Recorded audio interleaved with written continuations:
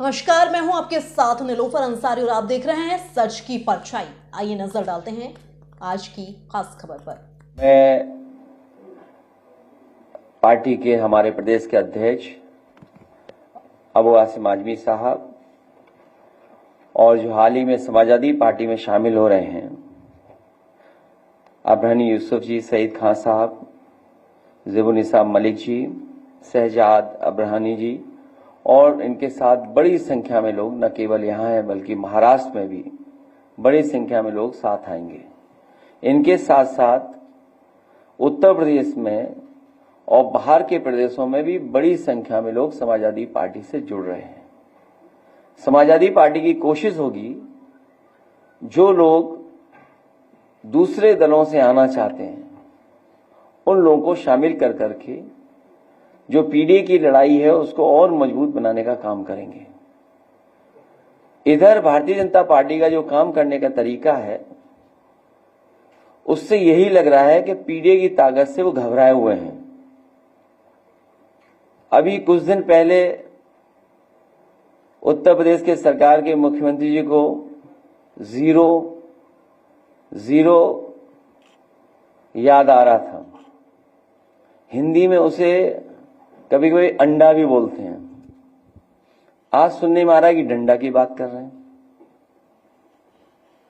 जो सरकार पुरानी सरकार के इन्वेस्टमेंट के इंसेंटिव की बात कर रही हो, अपने सरकार के इंसेंटिव किसको दिया उसकी बात नहीं कर रही सरकार, क्योंकि उनका इंसेंटिव ही कमीशन है। और फिर जो बड़े बड़े इंफ्रास्ट्रक्चर के जो काम भी हुए हैं वो समाजवादियों की देन है। और समाजवादी पार्टी के समय पर जो एक्सप्रेसवे बने या अन्य जो सड़कें बनी वो एग्जेम्पलरी काम हुआ, उसका उदाहरण दूसरे विभागों ने और प्रदेश की सरकारों ने अपनाया। मेडिकल की क्या हालत है हम और सब लोग जानते हैं। आग के बाद आग लग रही है। झांसी की आग के बाद तो सरकार को सबक लेना चाहिए था। और मैं तो आपसे कहूंगा कि जिस समय ऑक्सीजन के अभाव की वजह से सरकार की मीटिंगों के जो फैसले हुए थे, सरकार ने जो निर्णय लिए थे, अगर सरकार ने अमल किया होता उन पर तो ना झांसी जैसी घटना होती जहां बच्चों की जान गई और ना ही जो कल रात को देखने को मिला जो बड़े अस्पताल में आग लग गई। कुछ लोग ये भी कहते हैं कि पिछले 7-8 साल से जो खराब क्वालिटी का सामान लगा है, बचने के लिए आग लगा दो, फिर उसका नामो निशान ही नहीं बचेगा। तो कहीं ये बात तो नहीं है कि अपने भ्रष्टाचार को छिपाने के लिए ये काम हो रहे हो। जो हमारा किसान उम्मीद लगाए बैठा था कि अब तो शायद आय दोगुनी हो जाएगी, पूरा गेहूं जाने कौन खरीद रहा है, कहां ले जाया जा रहा है। और सच्चाई ये है, जो मार्केट की स्थिति ये है, जो जानकार कहते हैं कि अगर सरकार आड़तियों में ही कंपटीशन होने देती तो किसान को ज्यादा कीमत मिलती गेहूं की। और ये सरकार वो भी नहीं देना चाहती, पाबंदी लगा रही कि कोई कंपटीशन ना हो जाए। वो सरकार जो चाहती थी कि किसान बाजार में कंपटीशन से आगे बढ़े। तो सरकार की जिम्मेदारी है कि किसान की आय दोगुनी बढ़े या उसको आय कैसे बढ़ाई जाएगी। जो लोग प्रॉपर्टी बना रहे हैं, जो लोग लगातार प्रॉपर्टी बनाते जा रहे हैं, वो पॉवर्टी जीरो की बात कर रहे हैं। लखनऊ के आसपास हो, गोरखपुर हो, अयोध्या हो, कानपुर हो, आप जानकारी कर लीजिए आखिरकार कौन प्रॉपर्टी बना रहा है। प्रॉपर्टी बनाने वाले जीरो पॉवर्टी की बात कर रहे हैं। ये उसी तरह की बात कर रहे हैं जैसे अभी कुछ दिन पहले ये जीरो टॉलरेंस की बात कर रहे थे लॉ एंड ऑर्डर में, फिर जीरो टॉलरेंस करप्शन की बात कर रहे थे। जब लॉ एंड ऑर्डर जीरो हो गया और आपका जो टॉलरेंस जो बता रहे थे कि जीरो टॉलरेंस इन करप्शन, उसमें इनके आईएएस को भागना पड़ गया। और वो आईएएस सच्चाई है कि वो कहीं ना कहीं मुख्यमंत्री आवास में ही छिपा होगा। कभी किसी ने सुना हो कि कमीशन के चक्कर में आईएएस भाग रहा है? इंसेंटिव देने वाले कमीशन को लेकर के झगड़ा कर रहे हैं।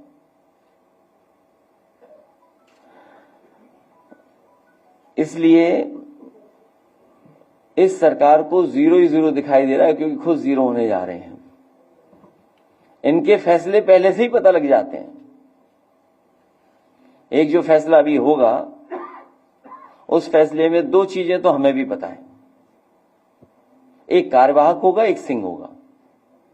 बीच में कौन होगा ये नहीं मुझे पता।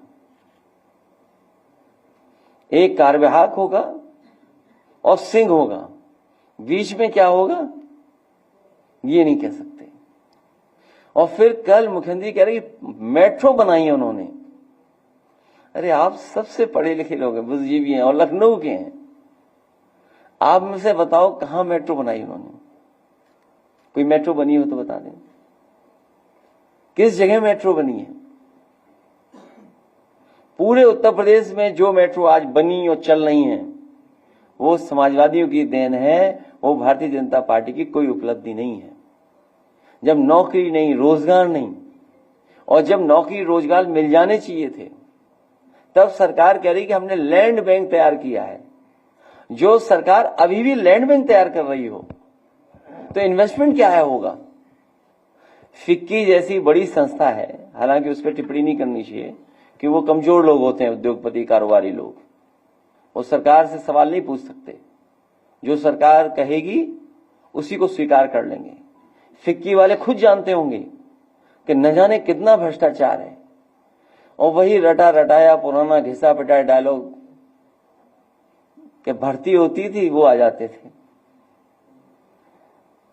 अभी सुनने में आया है, हालांकि मुझ तक नहीं पहुंची है जानकारी, आप तक शायद हो, जो नई भर्ती हुई है उसकी पूरी लिस्ट नहीं आउट हो रही है।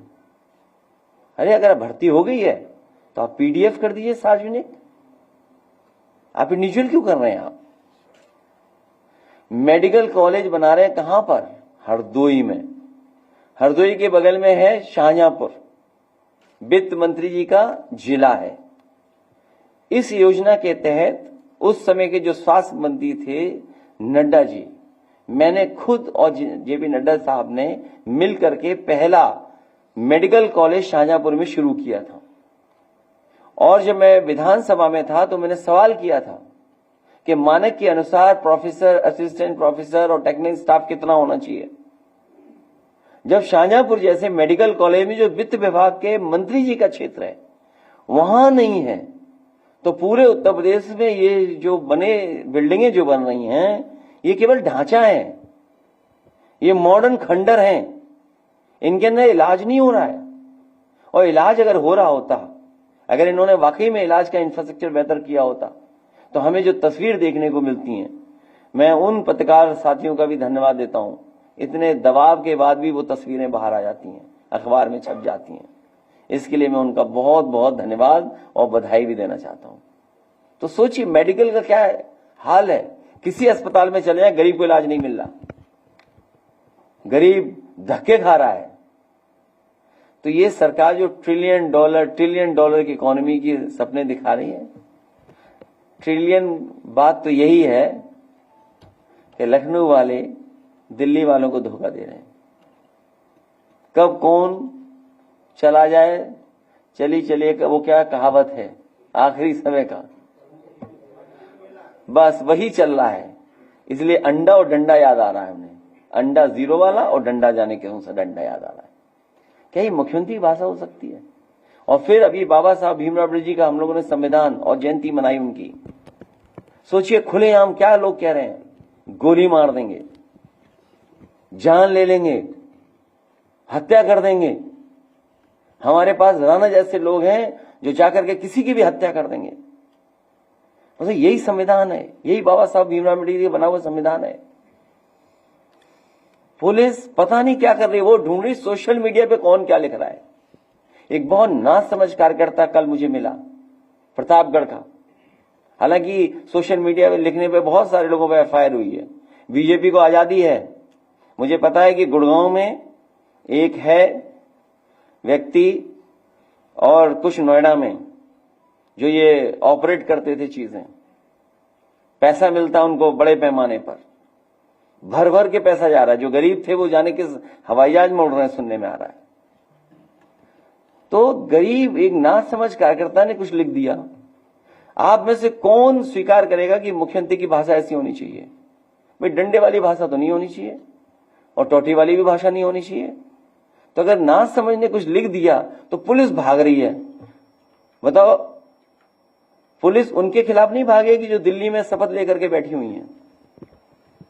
एक ना समझ के पीछे पुलिस पड़ी हुई है। किसने सोशल मीडिया में क्या लिख दिया? अरे भाई जितनी उसको जानकारी उसने लिख दिया। अब आपको बुरा लग रहा है तो उसको डिलीट कर दो, मत देखो, फॉलो मत करो। किसने कहा फॉलो करना, देखना है सोशल मीडिया में समय खराब करना है अपना? राष्ट्रपिता महात्मा गांधी जी यही कह गए, बुरा मत देखो, बुरा मत सुनो, बुरा मत कहो। तो मैं अपने कार्यकर्ता से कहूंगा कि बुरा मत लिखो। तो इसलिए ये सरकार जाने वाली है, जाते समय इस तरह की भाषा इस्तेमाल कर रहे हैं। और फिर ये कोई नहीं है, ये सब बीजेपी के ट्रूपर्स हैं। जिस तरह हिटलर ने ट्रूपर्स बनाए थे, ये वही बीजेपी के लोग हैं। और जान ले लो, वो तो जान हम लोगों ने लाइव भी देखी है जाते हुए, हमने सबने देखा है लाइव। बीजेपी की सरकार में कोई भी जान ले सकता है किसी की। तो ये सब बीजेपी करवा रही है और बीजेपी का स्टेटमेंट भी नहीं कुछ आ रहा होगा। जो लोग हम लोगों को इतिहास फलाने ठिकाने ये पन्ने पलटने की बात कर रहे हैं, इतिहास न पलटे तो ही अच्छा है। सुनने हमारे डीएनए तक की बातें कर रहे हैं। मैंने तो कहा था कि साइंटिस्ट हैं क्या मुख्यमंत्री जी, कि डॉक्टर हैं क्या मुख्यमंत्री जी? जब नहीं तब डीएनए टेस्ट होना चाहिए। अरे भाई डीएनए टेस्ट क्यों होना चाहिए? तो ये सब इसलिए है क्योंकि इन्होंने किसान की आय दोगुनी नहीं करनी थी, नौकरी रोजगार मिला नहीं, इंसेंटिव आए नहीं, डेवलपमेंट हुआ नहीं, बिजली महंगी है, पूरे उत्तर प्रदेश की जमीन को भूमाफिया खरीद रहे हैं भारतीय जनता पार्टी के लोग। ये सब हो रहा है। इसलिए हमें और आपका ध्यान हटाने के लिए ये सेनाएं भेजी जा रही हैं। सोशल मीडिया पे मैं तमाम कर रहे हैं। मैं उन पत्रकारों को भी बधाई देना चाहता हूं। जब कभी हमें मौका मिलेगा तो उनका बड़ा सम्मान करने का काम हम लोग करेंगे। एक सच्चे पत्रकार का, ईमानदार पत्रकार से तो नाराज हो जाते हैं लोग, लेकिन एक सच्चे पत्रकार जिसने स्टिंग ऑपरेशन कर करके ये बता दिया कि कौन कौन लोग शामिल थे इसमें, कौन कौन रहे लोग शामिल, जिन्होंने इस तरह का प्री प्लान प्रोपेगेंडा करवाया। सोचिए अब उनकी तो पोल खुल गई है, वो समाज में कैसे चल रहे होंगे, घर परिवार के लोगों को क्या बता रहे होंगे। जिस तरह का वो प्रोपेगेंडा कर रहे थे केवल पैसे के लिए, सोचिए। और उसमें ऐसा नहीं कि मुख्यमंत्री शामिल नहीं थे, मुख्यमंत्री खुद शामिल रहे होंगे, क्योंकि पैसे का लेन देन हुआ सुनने में आ रहा है। वो नाम तो सबने खुलासा कर दिया, हम तो जानते ही नहीं थे कौन है। एक सुनने में आया हाइट कम है उस आदमी की, सुनने में आया, मुझे सुनने में आया डस्टबिन से बड़ा नहीं है, तो बड़े डस्टबिन होते हैं। मैं आपका धन्यवाद देता हूं और महाराष्ट्र के इतने जिम्मेदार लोगों से मिलने का मौका मिला। आज जो हमारे साथ आ रहे हैं, मैं उनको बहुत बधाई देता हूं। आने वाले समय में सांप्रदायिक ताकतों के खिलाफ, भारतीय जनता पार्टी की अनकॉन्स्टिट्यूशनल पॉलिटिक्स के खिलाफ हम लोग लगातार काम करते रहेंगे, इसी तरह जोड़ते रहेंगे, पीढ़ी की आवाज को और आगे बढ़ेंगे। सामाजिक न्याय का राज स्थापित हो, उसके लिए हम लोग काम करते रहेंगे। बाबा साहब भीमराव अम्बेडकर जी से किसी की बराबरी नहीं हो सकती। अखबारों में पढ़ने को मिलता है कि कुछ लोग बराबरी की बात कर रहे हैं। हमारे आपके लिए उस समय भी कहा, और मैं फिर कहता हूं बहुत सारे लोगों के लिए बाबा साहब भीमराव अम्बेडकर जी आज भी भगवान हैं। और जो अखबारों में पढ़ते हैं कि कोई तुलना हो रही है, उनसे तुलना किसी की नहीं हो सकती। आप सबका बहुत बहुत धन्यवाद।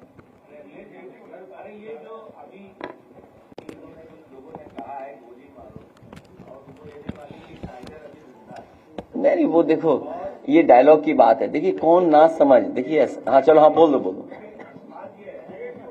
तो अल्फाजों से मार देते हो, तुमको हथियार की जरूरत है। जीत ने तुमको अंधा कर दिया, तुमको एक हार की जरूरत है। अभी ये कौन कौन से हैं क्या चीज? नहीं एक नहीं, इधर से पहले, अच्छा इनका बाद में जवाब दे देंगे, जब याद रहेगा तो बोलेंगे, अगर ना जवाब दे तो याद कर दिला देना। एक बहुत महत्वपूर्ण विभाग है जिसका काम है zero tolerance law and order के लेकर के। जो घटनाएं हो रही वो आप और हम सब लोग जान रहे हैं। आजमगढ़ जहां से हम लोग लौटे हैं, एक दलित नौजवान को पीट पीट करके सरकार और पुलिस ने मार दिया। दलित था और बता रहे हैं कि उसने नाड़े से एक पतली रस्सी से फांसी लगा ली। कैसे आप यकीन करोगे पुलिस की बातें? बस्ती जिले में उपाध्याय एक नौजवान था, कुछ लेन देन की शिकायत थी, पुलिस कह रही थी इतना पैसा दे दो, बाद में पता लगा पुलिस ने कहा 5,000 रुपए दे दो। वो 5,000 रुपए नहीं जुटा पाया, इतना मारा कि उसकी भी जान चली गई। अभी प्रयागराज से सुनने में आया कि एक दलित परिवार का एक नौजवान, कुछ कहा सुनी हो गई, करछना विधानसभा कुछ कहा सुनी होगी, कुछ लेन देन का पुराना एक दूसरे का साथ था, इतना मारा, जला दिया। बताओ आप, आदमी जला दिया। ये कोई घटनाएं मामूली है क्या? आप सोचिए आप। तो उसी विभाग के जो मुखिया बनते हैं वो अभी तक तो कार्यवाहक बनते आए हैं। उस कारण में मैं नहीं जानना चाहता हूं कि कार्यवाहक किस कारण बन रहे हैं, लेकिन एक चीज तो हम लोगों को सबको पता है, यहां जितने बैठे हैं सबको पता है, कुछ आरोप हम लोगों पे भी लगते थे। अगर वो आरोप लगते हो तो मेरे पास तो चित्रकूट का हिसाब किताब देख लीजिए, मैं स्क्रीन पे डाल सकता हूं जिले का, और कैसे पोस्टिंग है। तो कार्यवाहक होना है, बीच में का नाम नहीं पता है, लेकिन आखिरी में सिंह होना है।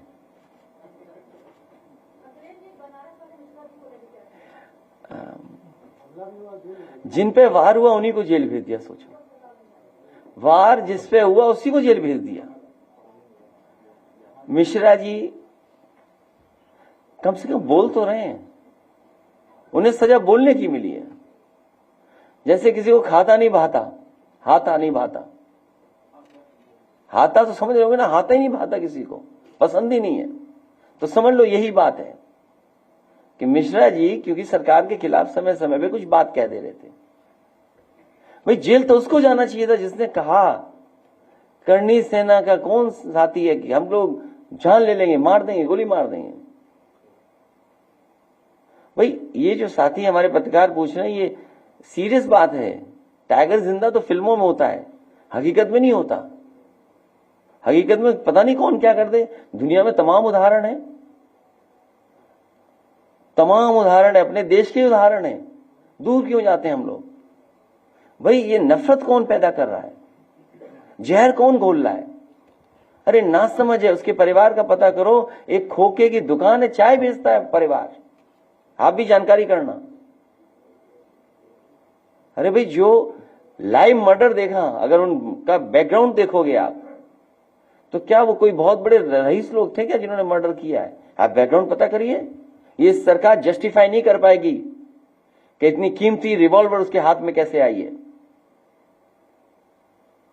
कैसे सरकार जस्टिफाई करेगी? और फिर मुंबई में जो घटना हुई थी, बहराइच का एक लड़का नहीं निकला था क्या? ये तो सरकार कराना चाहती है, मर्डर हो जाए सरकार। भाई सरकार ही तो कराएगी। अच्छा उससे तो पता नहीं, भाई हमें क्या लेना देना कहना से, हमारे तो संबंध बहुत अच्छे करनी सेना से।